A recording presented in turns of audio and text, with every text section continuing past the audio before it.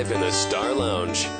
Well, ladies and gentlemen, welcome to the Star Lounge, and to the viewers watching it on the internet, thank you so much for checking us out at star987.com. Right now we have a very special guest coming into the studio who's going to be performing live for us, a lovely lady, and I do mean lovely, and that is Jewel. So please come on in, Jewel.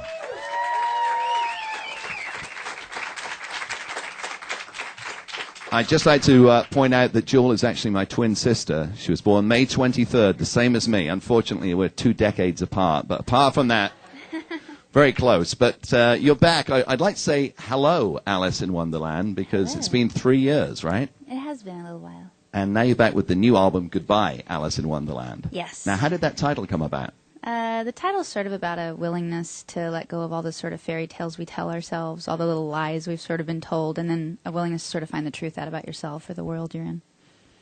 That sounds like you've been disillusioned by something. Is there... Not really. You know, I think growing up, you know, as you try to become a good person, a good adult in the world, I think optimists are usually really just kind of ignorant. They usually just hide their heads in the sand, and I think cynics usually it's the same thing. They're kind of hiding and acting cool, and it's really hard to see the world for what it is and see the truth, but still find beauty and poetry in it, and this record sort of deals with that fine line. I don't feel disillusioned, but I want to know the truth. I don't want to pretend either. But I would think you had to be an optimist when you were growing up, because you went through some real tough conditions. I mean, it's been well documented that you lived in a car for a while. I mean, if you weren't looking on the bright side, you'd have wanted to just jump in front of that car, right?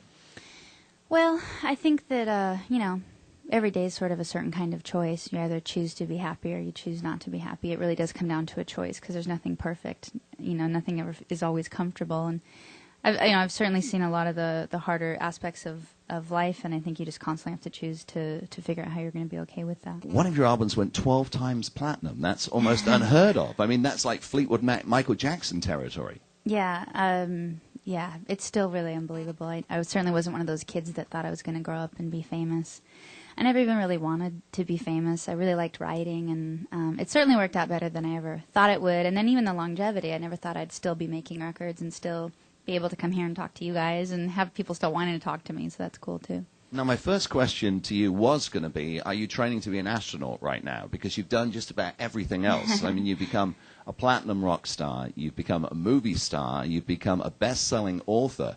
What's left for Jewel?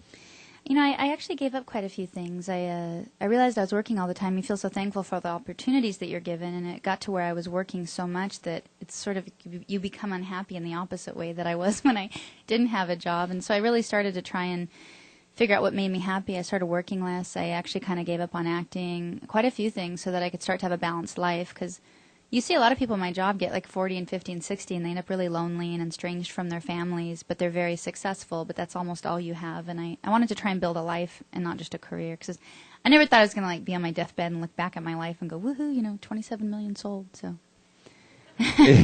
How long did it take for the new album to be written? Because it was a 3-year delay between the two records. We've missed you.